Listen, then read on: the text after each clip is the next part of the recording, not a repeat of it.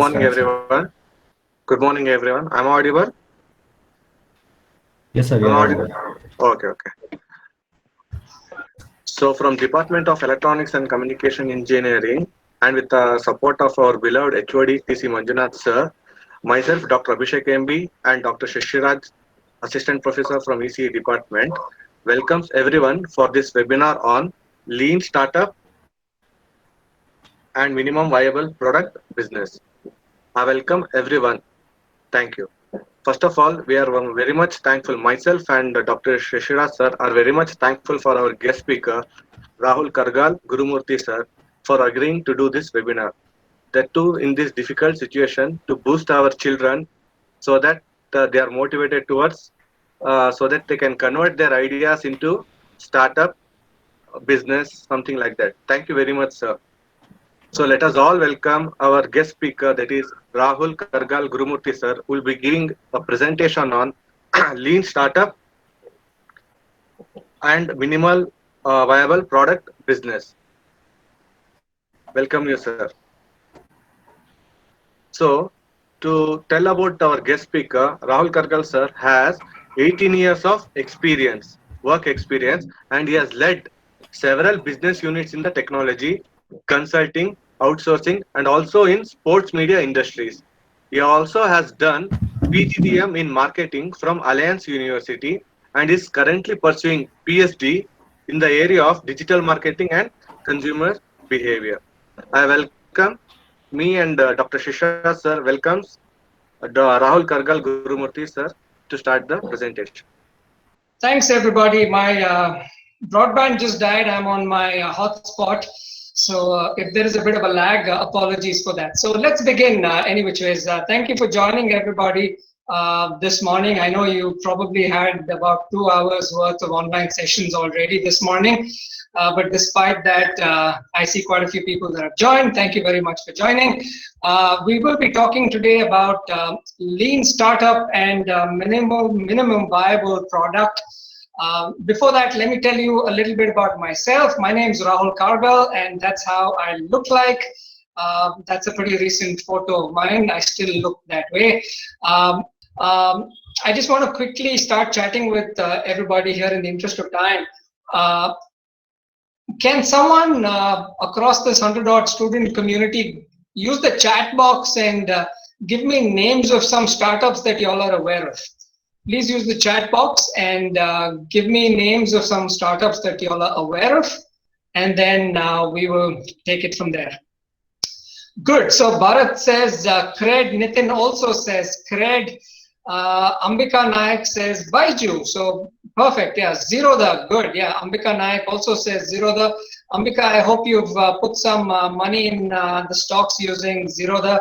That's one of the best around. Redbus, Farmeasy, Vedantu, Akshay, Zomato, Nitin. So perfect. All of these are examples. Pixel, Nainthara says Wazirex. Nice. Big Basket.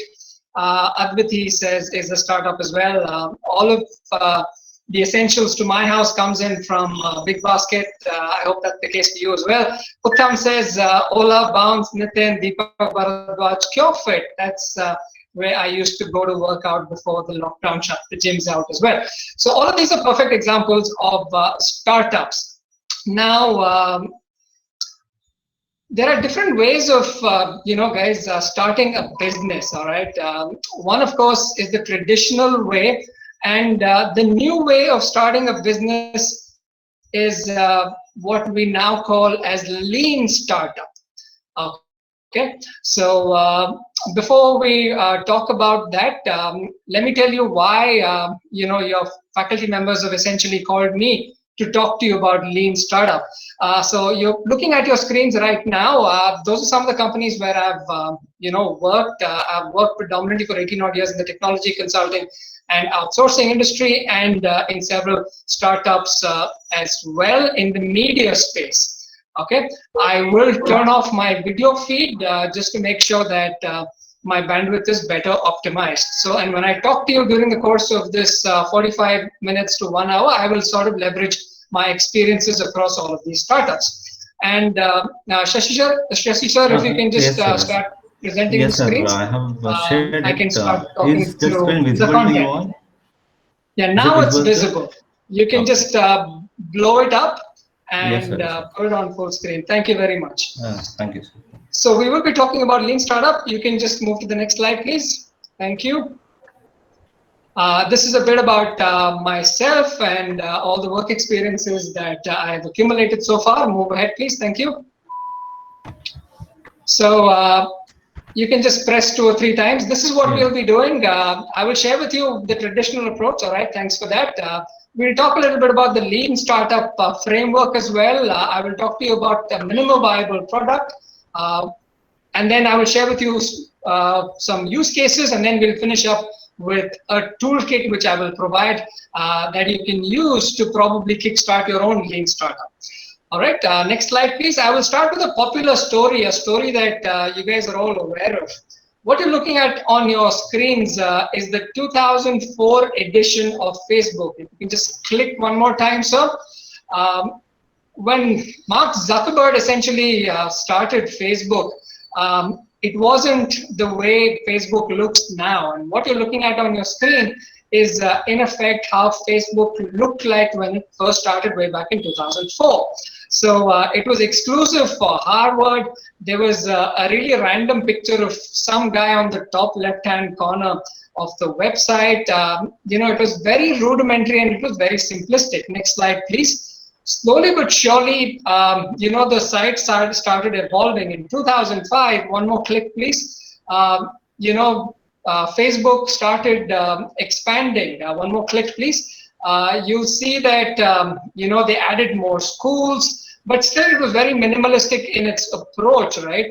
It looked more like a Yellow Pages directory or a directory where you can look some people up, right? But next slide, please. A few years later, 2006, 2007, the website started undergoing a lot of radical changes, right?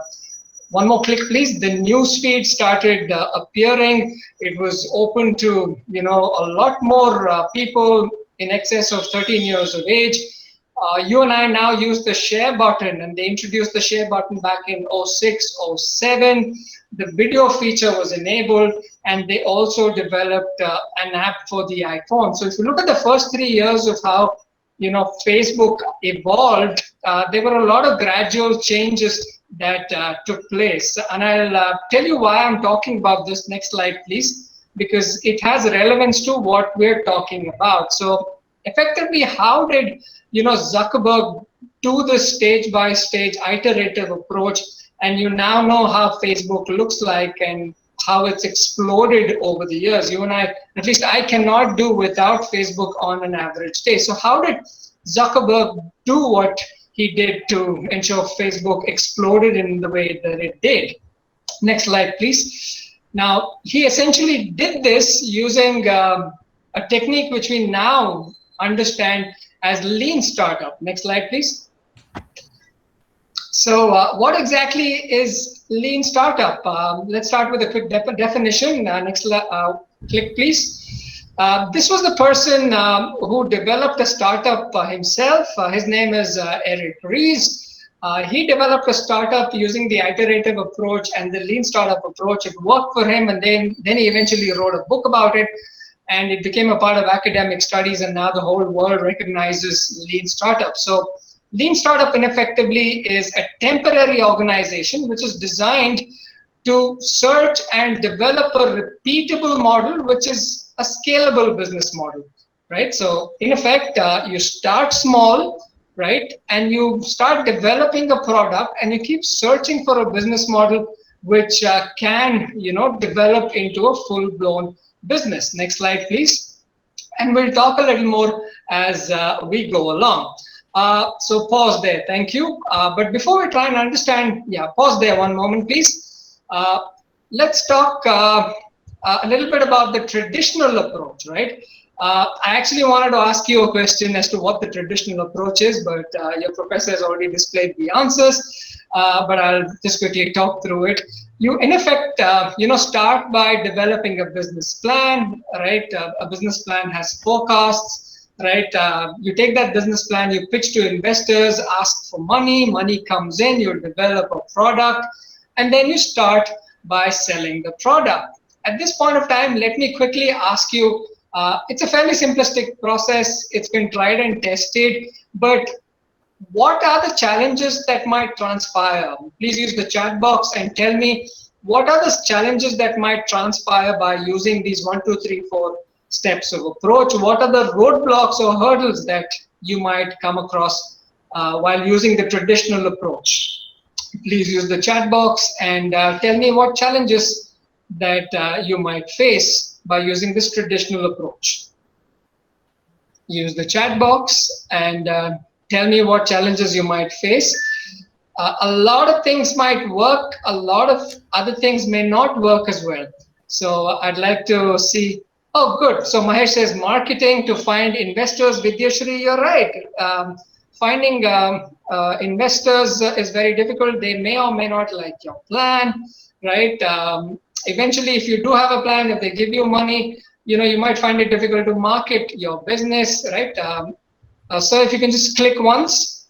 So there will be several, challenges. There'll be setbacks along the way, and your business might fail. One click, please.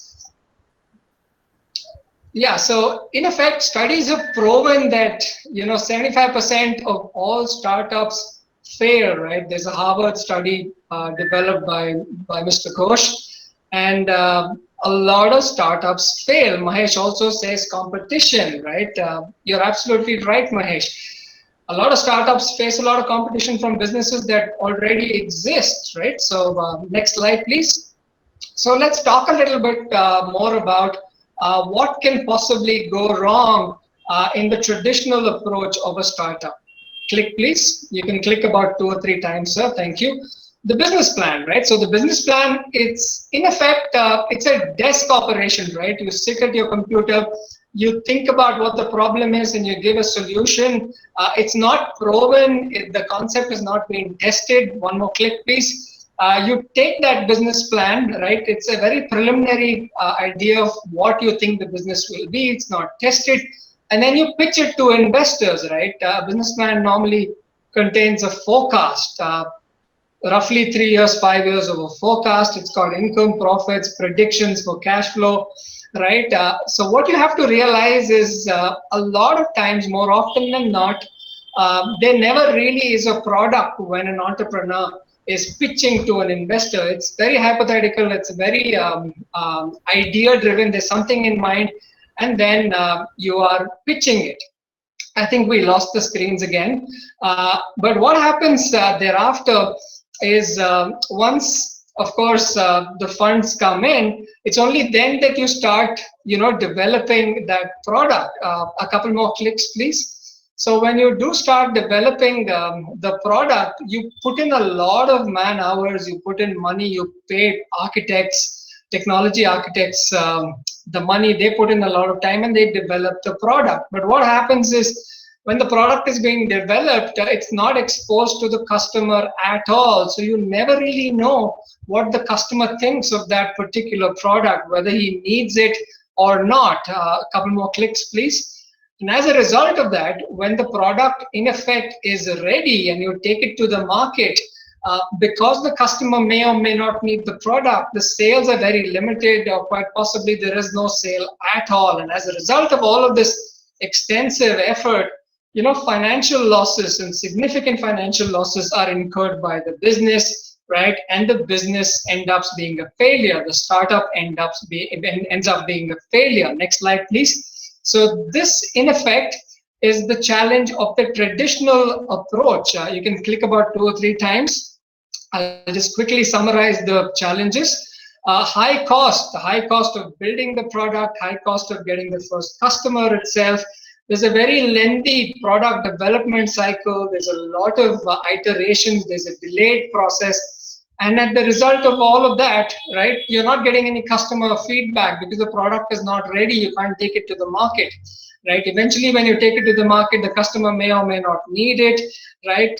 Also, a startup, because of all these challenges, employees, you and I, might find it way too risky to join a startup. Investors, may not want to fund you because of all the risks involved.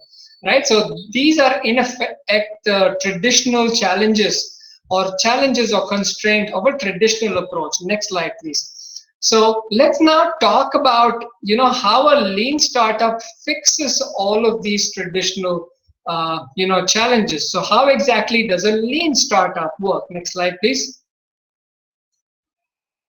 So there are, in effect, you can click about 2 or 3 times.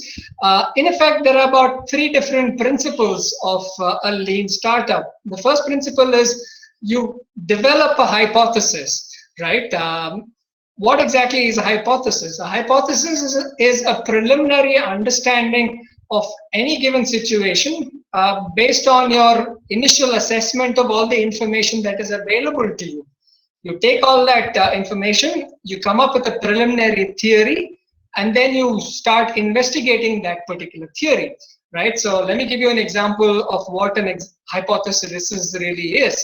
So when COVID really exploded across the world, the initial hypothesis was that it spreads through the air, it's airborne, you touch one another, you shake hands with one another, and it spreads through touch. That was the initial hypothesis. But then the researchers studied how COVID spreads, and they came up with a certain theory, proven theory, that it in fact spreads through the air. You sneeze 2 meters, aerosols spread, lands on your hands, and then you touch your face with it. That's how it spreads, right? So initial theory, you study it, and once it's proven, right, it becomes a reality. So that's what hypothesis means. The same thing happens in a startup environment as well, right? You create a hypothesis, summarize it, and then you test the hypothesis, right? And in a business standpoint, the hypothesis translates to a product, right? And it translates to a minimum viable product. And I'll talk a bit more about what an MVP really stands for. So 3 principles: you develop a hypothesis, right? And then you test the hypothesis by talking to a few customers, getting some feedback, and in parallel, you develop a minimum viable product, right? So those are in effect the 3 principles of a lean startup. Next slide, please. So we'll deep dive a bit more about what a minimum viable product is. Next slide, please. You can click a couple more times.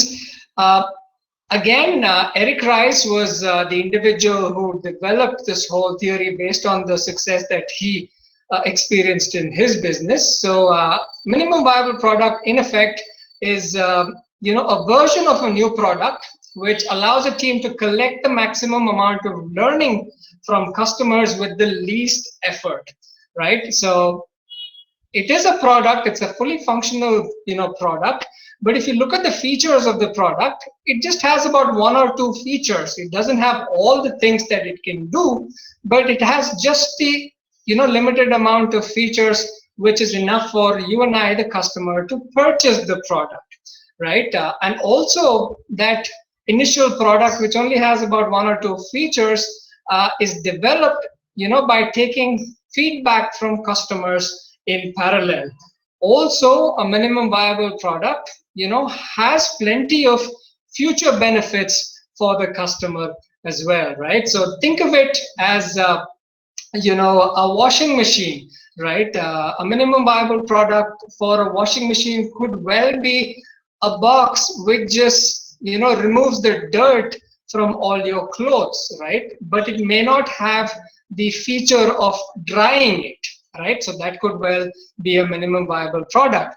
Also, it can probably clean only about 5 t-shirts at a time, right? Subsequent versions of that particular washing machine could accommodate maybe 10 or 15 t-shirts at a time, right? So minimum features, you get customer feedback, but at the same time, that given that customers like it, they would want to buy subsequent versions of the product as well. Next slide, please.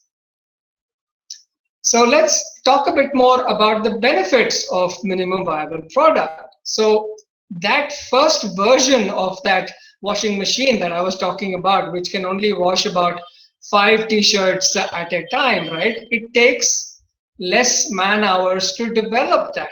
So the benefit of creating a minimum viable product is that you need less people to develop it.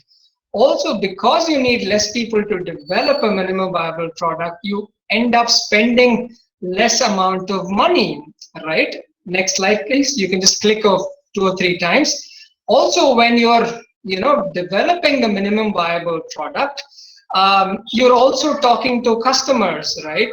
And then customers use the product and they give you immediate feedback. And because they give you immediate feedback, you quickly tinker the product and make some changes. You're constantly iterating the product.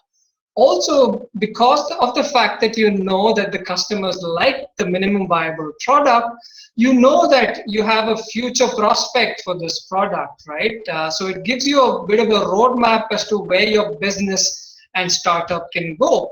And even in the worst case scenario, if your business fails, right, because you have spent less man hours, because you've spent less amount of development cash, your losses are minimized. So as an entrepreneur, because you've taken the lean startup route and because you've taken the MVP route, you know that your losses are minimized. So even if the business fails, you still have some money in the kitty to go feed your family and kids and wife, right? So your losses are really minimized. Next slide, please.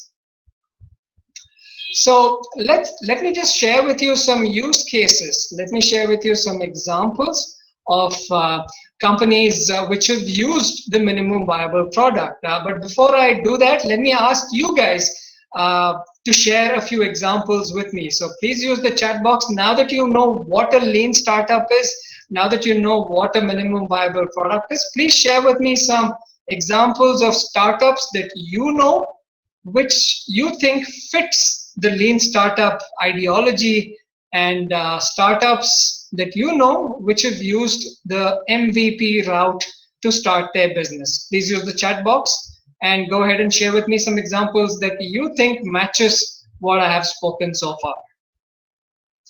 And once I receive your answers, I will go ahead and share with you some cases. And then I will finish by sharing with you a toolkit which you all can use. Any examples of businesses that you think fits the lean startup methodology that I've spoken about and the minimum viable product that I've spoken about so far? Okay, never mind. Next slide, please. I will start sharing my use cases, and if you all come up with some examples, y'all can go ahead and use the chat box and tell me what you think of. So Amazon is one of the greatest examples of lean startup. So what you're looking at on your screen is the first office of Jeff Bezos. On the left hand side, you're looking at the first ever website of Amazon, right? Jeff Bezos was an investment banker, guys. Before he started Amazon, he had a very lucrative job as an investment banker, but he saw the potential of the internet and what internet can do. Give me one more click, sir. He launched Amazon in July 1995, right? But when he did see the potential, he didn't kind of spend hundreds and thousands of dollars developing an entire robust website. He did not develop an app, so on and so forth. So instead, what he did was he developed a minimum viable product, which is a website which you can see on your screens, right?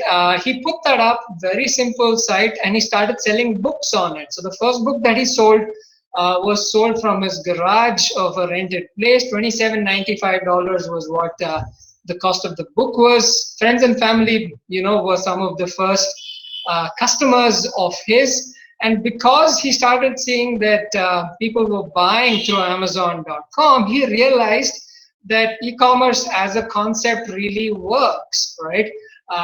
So in a nutshell, his minimum viable product was the website that you're looking at, and that in effect proved to Jeff Bezos and to the world, as it were, that e-commerce as a business works. And you and I know what Amazon.com really looks like now. So this is an example of a minimum viable product. So before I show the next use case, I will pause here briefly and throw the question back at you now. Can you share with me some examples of startups which employed the minimum viable product methodology, or lean startups, for example? Please use the chat box and share with me some examples. Oh, good. Uttam says Flipkart. Thanks, Uttam. You get 10 extra points in your next subject from Professor Shashi sir. Flipkart, quite possible, yes, right? You can say that they started small. They had a very limited set of products that they sold. Much like Amazon, they sold books to start with. The founders themselves hopped on bikes, Uttam, as you're aware, and they started delivering these products or other books. So Flipkart is a very good desi example. So good job. Nitin says Paytm. Now I'm seeing more and more people providing Paytm and Apple and Dropbox. Bhanushruti Haveri, Dropbox is a terrific example. I'm not too sure about DMart. I'm not too sure about Microsoft as well. So from everything that you guys mentioned, I'll pause on Apple and I'll pause on Dropbox. Now, there's an interesting story about Dropbox, guys. So Dropbox, you all know what it does, right? It's a cloud-enabled file sharing, operation, file sharing service. And Dropbox's minimum viable product was not even an app. It wasn't even a website to start with. Their first minimum viable product was a video, right? You can Google it up. They made a video and they, shared it with the general public, and they started getting so many positive responses that thereafter they put up a website. So Dropbox's minimum viable product wasn't even a website to start with. It was a video. Apple, again, great answer by someone, is a terrific example of a minimum viable product. So when who can tell me the name of the co-founder of Apple? Who are the guys who started Apple? There was Steve Jobs, of course, and there was one other person. Yeah, Bharat, Steve Jobs, yes, correct. Who was the other person who founded Apple? There was one other, yeah, Darshan, good job. One edible apple for you as a prize. Nitin, Gagan as well. Wozniak, right? Wozniak was the geek who actually developed the first, Apple. And if you all have seen the movie or read the book, you all will realize that it didn't even have, a screen that you and I use right now. It was just a keyboard, and you had to hook it up to a television set. So that was their minimum viable product. It sold, and then subsequently Steve Jobs imagined this whole personal computer with a screen as well. So great examples, guys. Thank you for sticking with me so far and participating. Fantastic. You've been a great audience. Next slide, please. I will share with you more examples, and we'll try and understand a bit more of what the minimum viable product is. Uber is another terrific example of a minimum viable product, right? Travis Kalanick and Garrett Camp way back in 2008 realized that, finding cabs in San Francisco apparently was very difficult, right? So their initial idea was, to pair drivers with passengers, right, who wanted, a drop to any given destination. That wasn't happening. But again, they did not spend hundreds and thousands of dollars making a big fat website and an app, right? They made a rudimentary website, which which you can see on your screens right now, and they sort of tried it, and they started receiving positive responses, and then they launched an app, right? They called it Uber Cab, right? And that app was limited only for iPhones, or you could use it via SMS. So that in effect became their minimum viable product, and it exploded. A lot of people loved it, and only thereafter they started adding more features, and they started making the app more robust. They started adding more cities, so on and so forth. So Uber's minimum viable product in effect proved that the whole hypothesis of ride hailing as a business really does work. Okay. Next slide, please. We'll look at another use case. If you all are getting everything that I'm saying, guys, please use the chat box and say yes. If you all are getting the idea of lean startup, if you all are getting the idea of minimum viable product, please use this chat box and say yes. Nitin, thank you. Guru Prasad, thank you. Darshan, Deepak, thank you very much. Vanushri, Sneha, thanks. Fantastic. I'm loving the response. You guys are a brilliant batch. Bhagya, thank you very much. Infosys, Infosys, when it first started, was a startup as well. Chetan, yes, fantastic. The next example that I have for you is Airbnb. All right.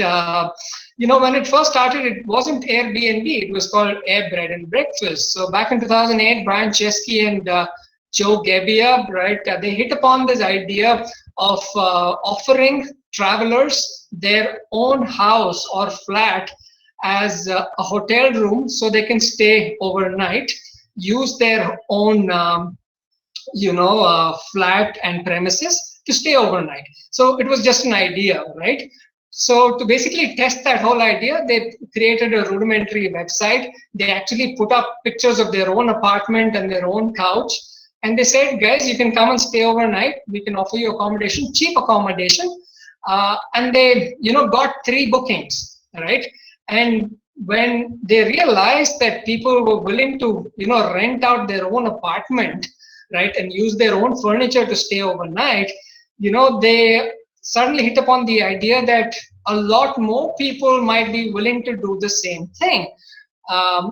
And then they created this website that you're looking at on your screen. They called it Air Bed and Breakfast, right? And they started getting more and more, bookings. So their minimum viable product was a simple website, and it basically proved their hypothesis or idea that people will be willing to, stay in homes of other people's, provided the whole thing is neat and clean and the features are good as well. Okay, next slide, please. We'll look at one more example, and then I will go ahead and share with you a toolkit. Now, how many of you use Spotify? Say yes to let me know that you use Spotify. Do you use Spotify, or do you know what Spotify is? If you know what Spotify is, let me know what Spotify is used for. A lot of you say yes. I know it's a stupid question. What is Spotify used for? Music. Ambika says music. Yeah, fantastic. So back in 2006, the whole music streaming industry, really took off, guys. Karthik says podcasts. I really like the fact that you listen to podcasts, Karthik.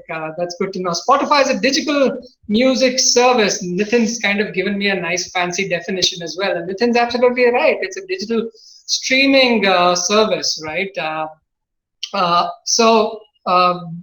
Banushri says video service. Yeah, you can play videos on Spotify as well. So back in the mid 2000s, streaming as a concept really took off. And when a lot of technology entrepreneurs found out that streaming as a concept, is the next big thing, they started investing, millions and millions of dollars. They, developed flashy websites, they made apps, and then they launched it to the market. And because the concept was still new, the adoption was very, limited, right? They were charging people, they were doing all kinds of things. They adopted a big bang approach, right? And they did not get the return on investment straight away. And when the return on investment was not coming in, because they had invested so much, their business absolutely failed. But instead, the founders of Spotify did something very smart. So Daniel Ek and Martin Lorenzon, they developed a minimum viable product, which was a very simple website that you see on your screens way back in 2006. Simple screen, you could search what you wanted to play, and it would pop up and you could stream it off the web, right? And because it really was a success, they started making more iterations to it, and they, came up with a subscription plan, so on and so forth.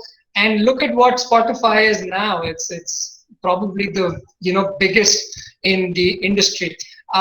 Given that streaming so well, who are some of Spotify's competitors in the Indian environment, guys? Give me names of Spotify's competitors in the streaming market in the Indian environment. Let's test your market awareness. Ghana, Nitin, good job. Wink. Maybe I prefer, Ghana as a greater example. All right, sounds good. Next slide, please. Thank you. So let's now give you a lean startup and an MVP toolkit, right? So I'll share with you some templates or toolkit, so to speak. So you all can go out there and experiment and come up with your own minimum viable product. Next slide, please. You can click a couple of times. So this is proprietary Harvard. I didn't create this, so I'll just share with you how to use this. So step one is building a hypothesis, right? So what you're looking at is a fairly simple grid. What you need to do is you need to put this up on a piece of paper and start populating in each of these boxes how you think your startup might play out. Okay, let me give you a quick example. Let's take Air Bed and Breakfast as a product. So key partners, right? Who do you think the key partners will be for Air Bed and Breakfast? Use the chat box and tell me. We are studying how to use this toolkit now. So for Air Bed and Breakfast, your first question is key partners. Who do you think the partners will be? So Bharat is right.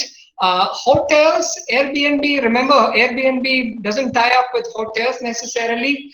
Flat owners, Darshan is right. Oyo ties up with hotels. Flat owners, right? It could be you who has a flat, it could be your uncle, it could be your aunt, it could be your neighbors, right? So this toolkit that you're looking at in front of your screens right now, it essentially helps you identify the ecosystem that you need. Nitin says airplane. Help me understand what an airplane is. I don't quite get it. So the hypothesis, this template that you're looking at helps you identify the ecosystem that is needed for your business to flourish, right? Key partners is identifying all those homes and homeowners who will be willing to list their homes on Airbnb. Key activities will be people wanting to stay overnight. Now, of course, if you look at Airbnb's website, they've added a whole lot of things. You can buy a tour as well from the homeowner if he's willing to give you a tour, so on and so forth. Key resources. What do you think can be the key resources for Airbnb's business? Again, I'm helping you understand how to use this particular template. This template will, like I said, help you build the whole ecosystem that you need for your business. Key resources for Airbnb. Use the chat box and tell me what key resources translates to from an Airbnb standpoint. So key resources could be, quite simply the couch that you need in the apartment that you're renting out. It could be the bed. It could be the washroom equipped with a shower, running hot water, so on and so forth. Value proposition for Airbnb is basically finding accommodations that are cheap, finding accommodations that are as per your specifications, proximity to bus stands, so on and so forth. Customer relationship, quite simply, will be the ability that a guest has to provide feedback on the Airbnb's platform as to how good the accommodation was. Customer segments, again, what kind of customers are you catering to? Can you get accommodation at 500 rupees a night? That is one segment. Can you get accommodation for 4,000 rupees a night in a plush, area, right? Those are customer segments. Channels translates to, where you can get the message out from an Airbnb standpoint. Can you put up a Facebook post? That is a channel.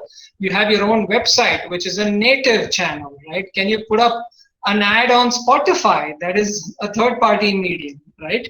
Cost structure, right? How much will it take for you to list a new flat, right?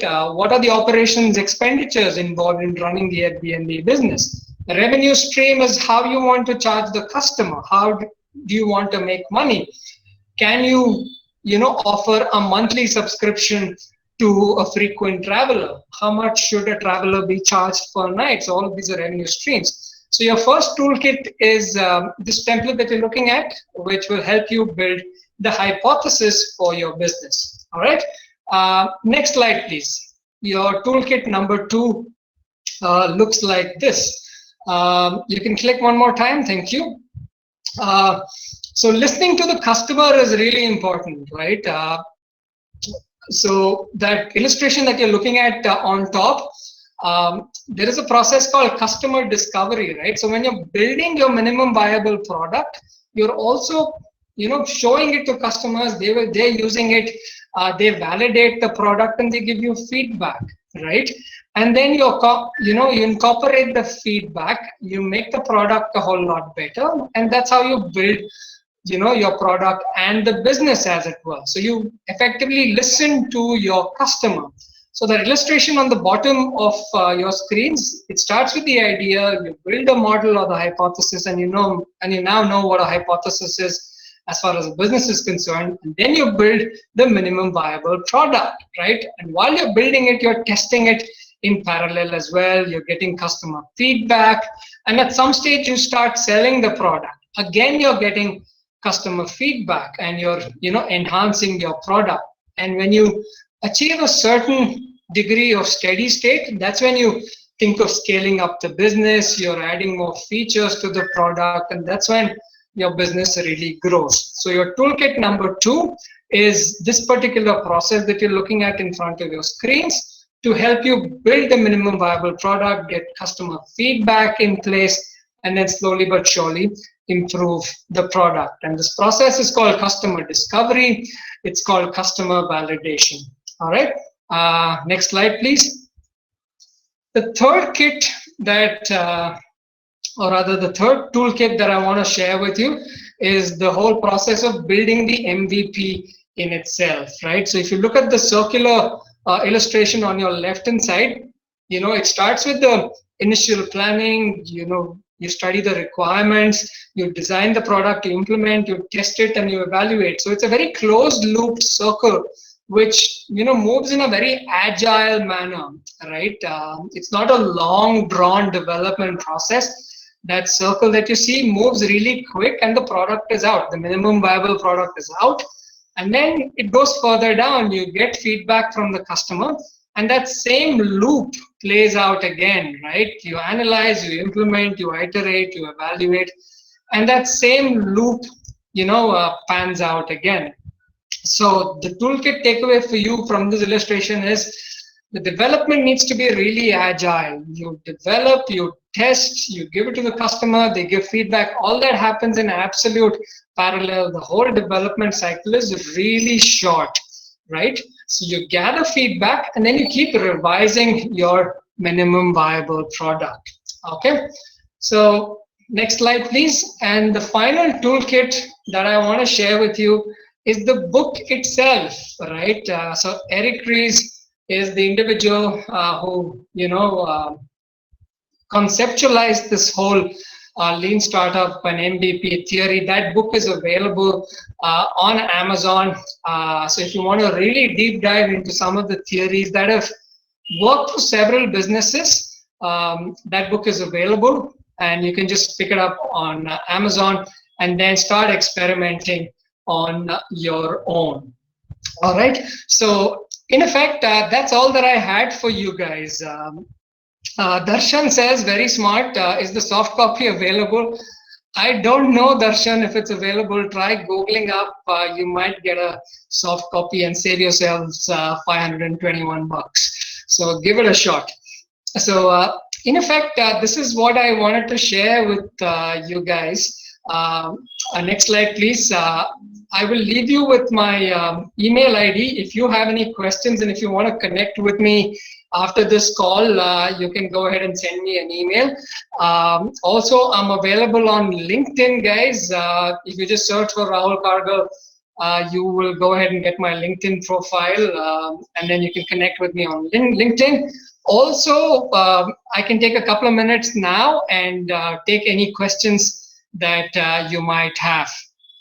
Okay, so I'm open to taking questions. Use the chat box, post your question, and then I can quickly answer them.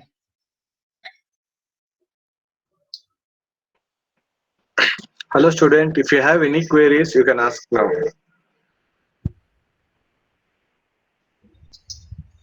So the biggest takeaway.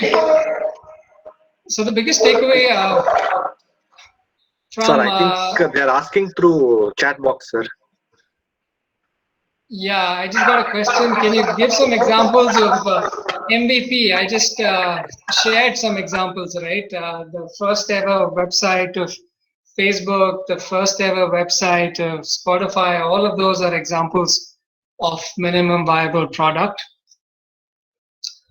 So that's that. So the biggest, point that I want to leave you with is the fact that you don't necessarily have to invest bucket loads of money when starting a business. What you effectively need is a working prototype, right? As electronics engineers, you'll probably hear the word prototype more often.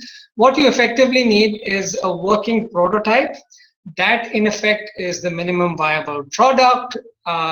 You know, get people around your ecosystem to experience it.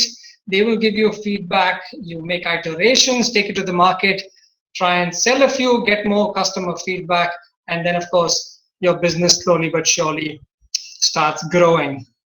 Okay, so please use the chat box and give me a yes if this session was interesting for you, so that way I sort of know if it was interesting. Give me a yes. Nathan, thank you. You say yes. Give me a yes if you think this was interesting and it helped you. Darshan, thank you. Advati, Pankaj, thank you. Samrat, yes. Thanks for that. I got a question saying, Vinay Kumar, thank you. Uttam says big yes with a lot of yeses. So thanks for that. Rajesh, thank you. Yes. Good. Thanks, guys. A lot of yeses. So, in fact, there were some of your seniors, I think, from the auto department or the electronics or electrical, I don't know. So they are actually in touch with me. They are developing an electric two-wheeler, right? So I was telling them the same thing. They've spent about 1 lakh rupees right now trying to revise and perfect their electric two-wheeler. And they're also trying to mobilize some funds, doing all kinds of things. So my point to them was the same thing. Develop a minimum viable product. Make sure that that two-wheeler is chargeable and it's actually working. Then you can show it to some investors and then maybe mobilize some ideas. So Nitin's got a question. Tell me the idea of chubby. Okay, one sec. Let me just bring that up.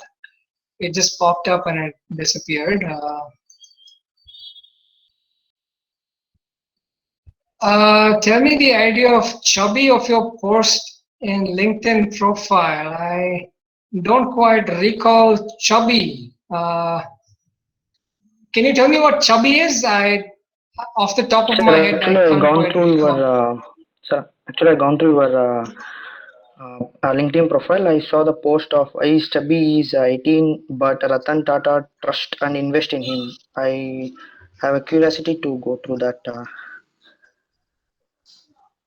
Okay, Rahul, and yeah. just help me recall what chubby really is. Actually, 1 year ago. No, just help me understand what chubby really does. What does chubby do as a business? I don't know, sir. You gave his name is chubby like that. Okay, I'm having trouble trying to recall what chubby really No is. problem. Yeah, it's okay. Yeah, so It's okay. maybe if you can just drop me an email subsequently, I will try and look up what it was and provide you with an answer. Off the top of my head, I'm not able to recall what that is, but thanks for the question anyways. Okay. Does anybody else have a question, or if you want to share? Thanks for that, Nitin, anyways. If anybody has a question, if you want to, yeah, go ahead. Arjun Deshpande, I think I saw that. founder Yeah. and CEO of Revolutionary. Oh, okay. So Arjun Deshpande is a person who is a teenager, right? So I don't think that qualifies as a lean startup slash MVP. So he, in effect, runs a business that develops or rather sells generic medicines. Okay. So there are certain medicines called generic medicines, and it basically does the same thing that a pill from a major pharmaceutical industry company does, right? But it's available at a far lesser price because that medicine is not licensed, right? So what Arjun Deshpande does is he has set up a company which has series of chains which sells generic drugs. So I think I sort of called him chubby, and now I know where you're coming from. Yeah, But yeah, yeah, so yeah, yeah. he's a teenager. He's got big cheeks and he looks nice and cute and fat. Incidentally, he had come to Diamond Sagar College, and he had spoken in the TED talk as well. Okay, cool. We've got another question from Darshan. Do MEPs stand a chance against fully equipped superior products which exist in the market? Darshan, that's a fantastic question. Thanks for that. Uh, I believe they do stand a chance, right? I'm trying to think if there is an example that I can probably quote. The biggest example that I can quote is probably Apple in itself, right? Mahesh, I'll come to your question subsequently once I finish Darshan's question. The biggest example, Darshan, that I can quote is the way Apple started in itself, right? So when Wozniak and Steve Jobs put out their first computer in the market, the leader in the market computing space back then was IBM, right? So come to think of it, it was a David versus Goliath battle. And subsequently, when Steve Jobs and Wozniak put out their MVP product out and it gained a lot of traction, the personal computing industry exploded. And IBM at that point of time was doing computing, but they had not done personal computing. So the fact that Jobs and Wozniak showed how personal computing can explode through their minimum viable product concept basically goes to show that you can, compete in a market where there are, advanced players through the whole minimum viable concept idea, right? And I hope that gives you some context. Also, in the Indian context, Flipkart in itself is a great example, right? Amazon, was huge, obviously in the US and the rest of the world. Amazon, was looking to come in, and Flipkart, through its MVP, became the first player, and had sort of captured the initial market, so to speak. But subsequently, Amazon came in and put in so much more money to get the whole base. But Flipkart again was an example of how you can make early inroads into the market by using an MVP concept. Okay, so I hope I answered that question. Who do we have? Mahesh. What are the biggest mistakes made by startup entrepreneurs? I shared a few examples, Mahesh, of what common mistakes entrepreneurs make. A lot of times entrepreneurs, create products, spend a lot of money and time making a product and taking it out to the market, and then they realize that no one's buying it, right? That's probably one of the most common mistakes they make, right? They make a product which to them, they feel it's fantastic and it'll work. They would have invested a lot of money. It doesn't really sell. That's the most common mistake that people make, right? So when the ride-hailing industry took off in India, right? Ola, was a success. And then slowly, I can't recollect the name of some companies, but they took out this Tempo Traveler and they rolled out a bunch of Tempo Travelers, and they tried to do a ride-hailing business out of that. I can't recollect the name of that company. If you know, put it on the chat box. Very quickly, that business just bombed, right? So they were trying to use the same ride-hailing template of Ola and Uber. That business bombed straight away. So that's the most common mistake that entrepreneurs make, creating products and services which customers basically don't want to buy.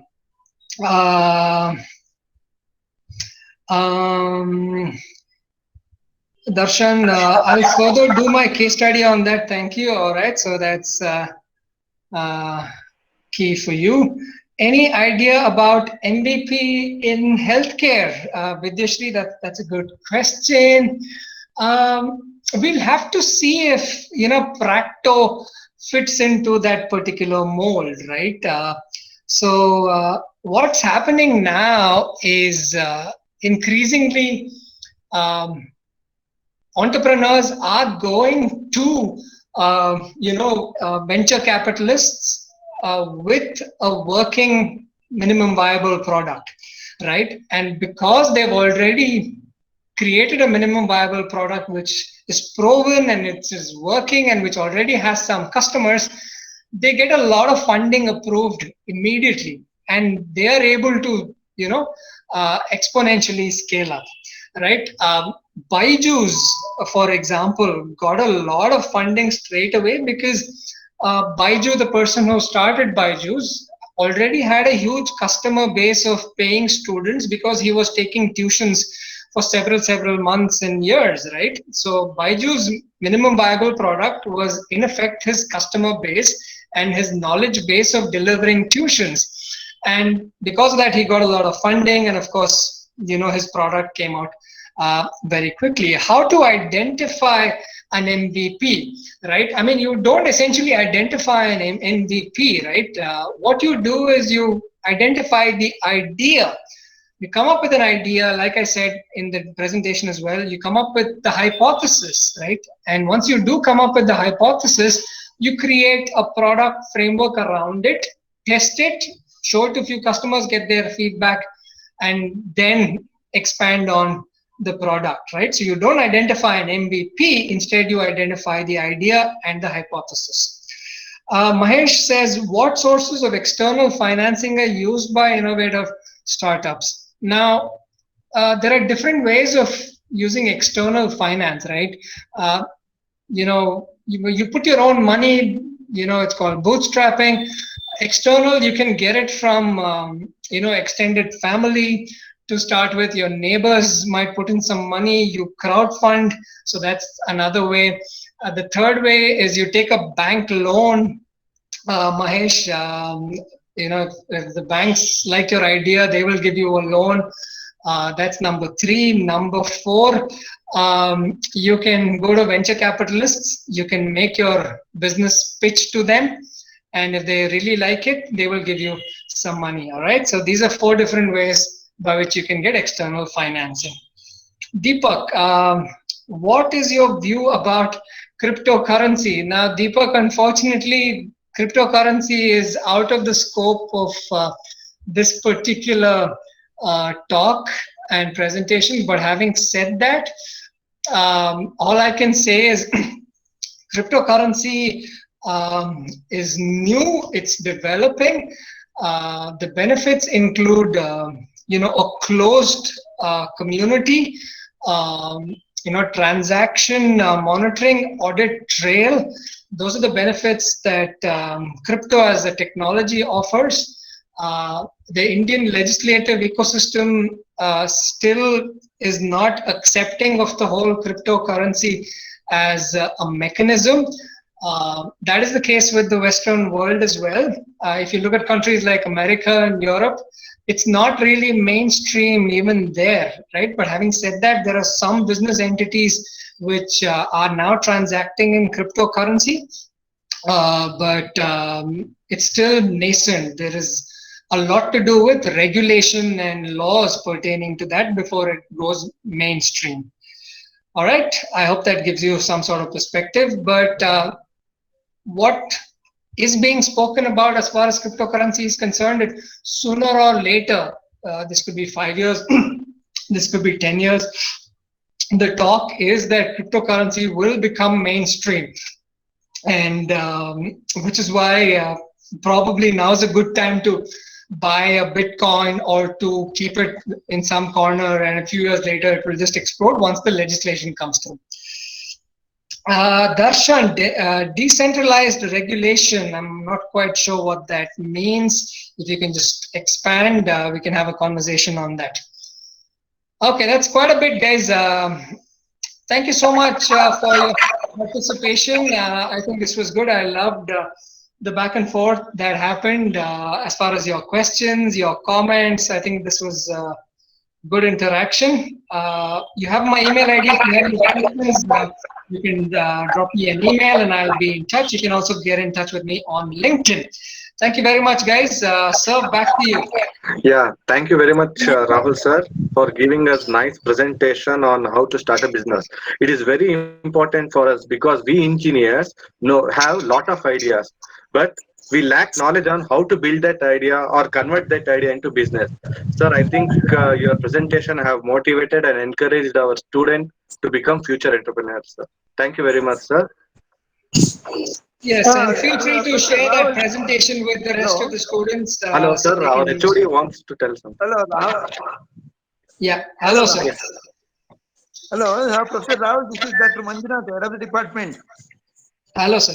Yeah, I was hearing to some of your slides. It was a very nice presentation for our students and staff. I hope you continue the same thing to our students in the forthcoming days. It is really a very good presentation on behalf of the department and our coordinators, Dr. Shishiraj and Dr. Abhishek. I thank you for giving a overwhelming seminar for our students. Thank you very much, sir. Thank you very much. Thank you very much. And Vidyashri says, conduct more sessions on investing in shares. Unfortunately, I don't invest in shares. You'll have to find someone else for that. But anything related to business, product development, marketing, I'd be happy to talk to you all. Thanks, everybody, for the opportunity and stay Now I safe. Thank you. request, Bye. okay, thank you very much, sir. Now I request students to check the chat box so that I have sent the feedback form to fill the feedback form. So now I request Dr. Shishiraj sir to give vote of thanks. Yes, I thank Dr. Abhishek sir for giving me an opportunity to present vote of thanks. So I, Dr. Shashiraj K, Assistant Professor of Department of Electronics and Communication Engineering. So on behalf of our department, that is ECE and Dayanand Sir College of Engineering, I express my heartfelt thanks to Professor Rahul Kargal sir for accepting our invitation to be the speaker for today's webinar and enlightening us about lean startup and MEP, that is minimum viable product business. So thank you very much, sir, once again. So I also thank our management of Dayanand Sir College of Engineering and Dayanand Sir institutions and principal sir Dr. CPS Pagar sir and our beloved HOD Dr. TC Manjunath sir for their wonderful motivation and support in conducting the activities like this. So I would like to extend my thanks to my fellow coordinator, Dr. Abhishek sir, and my supporting staff, Professor Santosh and Professor Vidyasni madam, and all the staffs of our department and the students who have joined this and helping us to conduct the activities like this. And especially I thank my students for wonderful interactions in this webinar. So actually that interactions will motivate us to conduct more activities in future. Thank you one and all for making this event more successful. Thank you. Thanks, everybody. Thank you. Goodbye. Bye. Thank you, everyone. Be safe, stay safe. Thank you.